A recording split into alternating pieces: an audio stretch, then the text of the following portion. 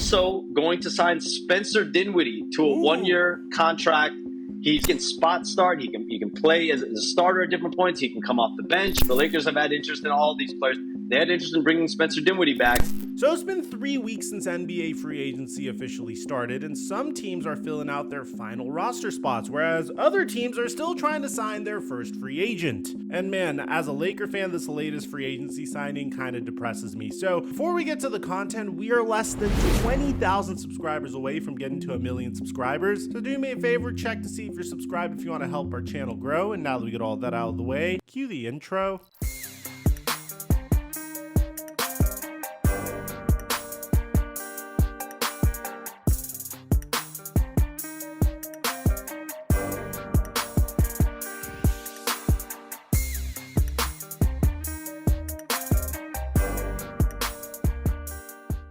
Mic check 1 2 1 2. What's going on, everybody? Going into the offseason as a Los Angeles Laker fan, I had a tremendous amount of optimism. I mean, if you guys remember, about 2.5 months ago, we were talking about the Lakers pursuing Donovan Mitchell. But wait, that might be a little bit too crazy of a pursuit, so let's be realistic. The Lakers are going to try to pursue Trae Young. I mean, after all, they have 3 first-round picks this year that they could give up in a trade. And even last offseason, Rob Pelinka said this. At the trade deadline, we had 1 first-round draft pick was our only sort of hook to fish with. And this summer in June, we, at the time of the draft, will have 3 first-round draft picks to look for deals, which I think will really unlock access to potentially a greater or bigger swing.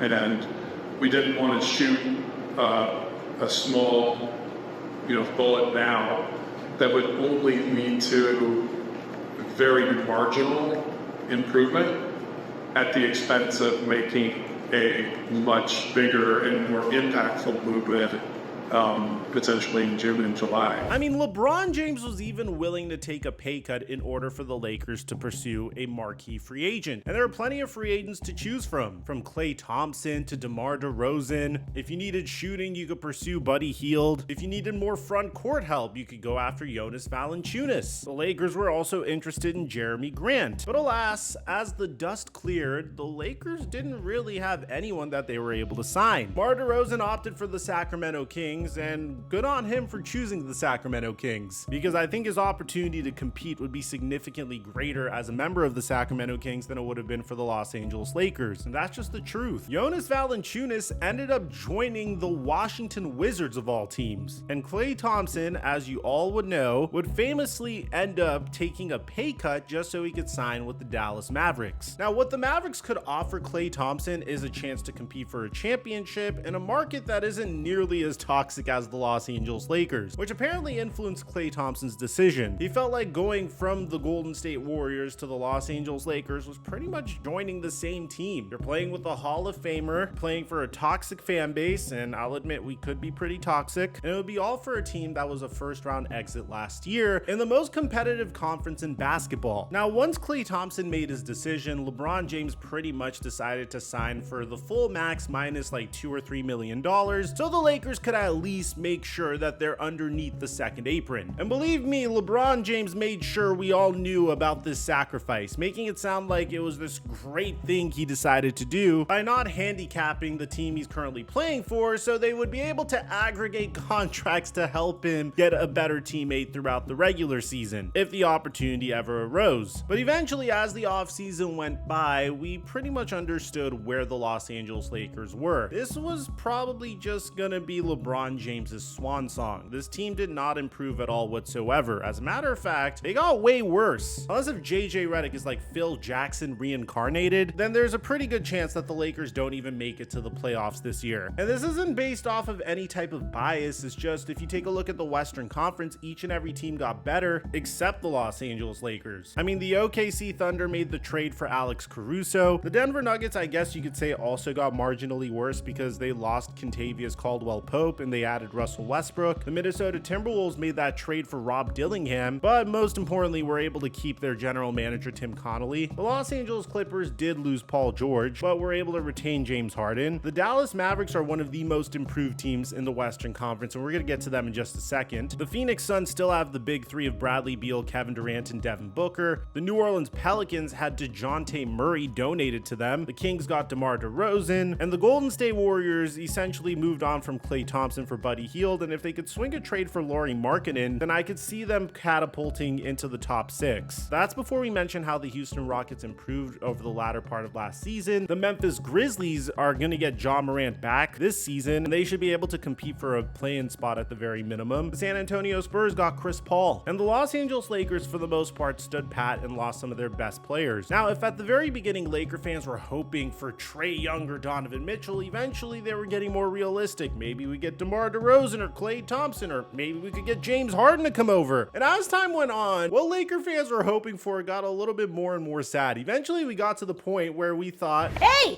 at least Spencer Dinwiddie will re-sign with us, right? I mean, after all, he chose us over the Dallas Mavericks this past season, so there's no question that he's going to do it again, right? Wrong. Yeah, so according to Shams Charania, free agent guard Spencer Dinwiddie has agreed on a 1-year deal with the Dallas Mavericks, sources tell The Athletic. Dinwiddie reunites with the Mavericks as an ideal backcourt fit. He averaged 17.4 points in parts of 2 Dallas seasons and was key on a 2022 Western Conference Finals team. So this was the Western Conference Finals team that had Jalen Brunson, Kristaps Porzingis, Spencer Dinwiddie, Luka Doncic. And the reason why this is so interesting is because Spencer Dinwiddie has one of the most bizarre quotes to date, where he uses an analogy to explain why he chose the Lakers over the Mavericks this past year.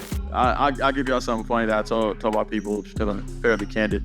The two situations kind of felt like this, right? Let's say you were a kid, you got your ass whooped by the bully. Dallas would have been like your mom would be like, it's okay, baby, don't worry about it. Lakers are like your dad. Nah, you better go out there and fight till you quit. You feel me? And I just felt like that was what I needed at the time.